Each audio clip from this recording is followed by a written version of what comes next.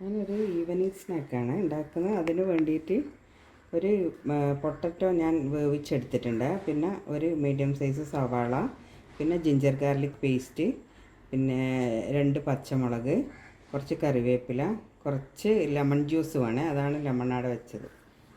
പിന്നെ വേണ്ടുന്നത് മസാലകളാണ്. പിന്നെ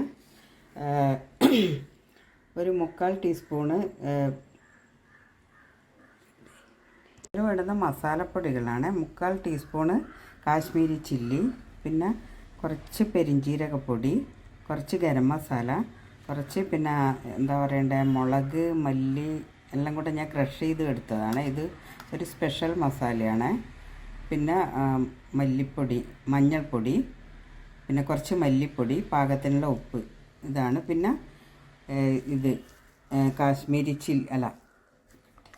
പൊട്ടറ്റോ നന്നായിട്ട് മാഷ് ചെയ്ത് ഇനി ഇതെല്ലാം മസാലകളെല്ലാം ഇതിലേക്ക് ഇടണം. എല്ലാം കൂടി ഒന്ന് മിക്സ് ആക്കലാണ്.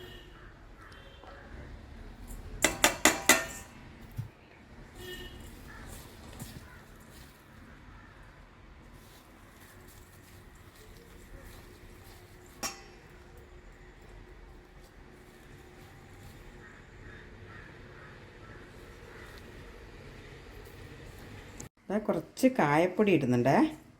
കായപ്പൊടി, കുറച്ച് ലെമൺ ജ്യൂസ്. ഞാൻ ഇതിലൊട്ടും വെള്ളം ചേർത്തിട്ടില്ല. വെള്ളം ചേർക്കേണ്ടി വന്നിട്ടുണ്ടെങ്കിൽ ഇതുപോലെ ആയിട്ട് കിട്ടിയിട്ടില്ലെങ്കിൽ ഒരിത്തിരി വെള്ളം ചേർക്കാം കേട്ടോ. ഞാൻ ഇതിൽ കുഴച്ചെടുത്തത് കുറച്ച് ലെമൺ ജ്യൂസ്.